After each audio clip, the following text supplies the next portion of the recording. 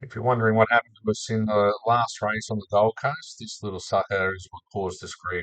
It's the throwout bearing, as you can see, the new versus the old failed one. We had no clutch and had to start from in pit lane. This is what it did to the fingers of the clutch, pushed them right in, wore them right out. We managed to get the car going with a push start. You can see here in the plates how much they've actually moved. The gap in between the ruler and the plate gives you a good idea. Now, 268 thou there is a minimum thickness on that plate, so they're now going in the bin. We have new ones.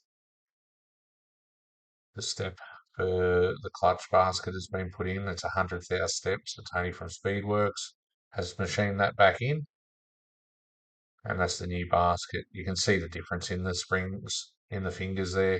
Definitely a lot better shape, ready to go for round one next month. These are all the specs, just to give you an idea of what happens with the tilt and clutch. Cheers, guys.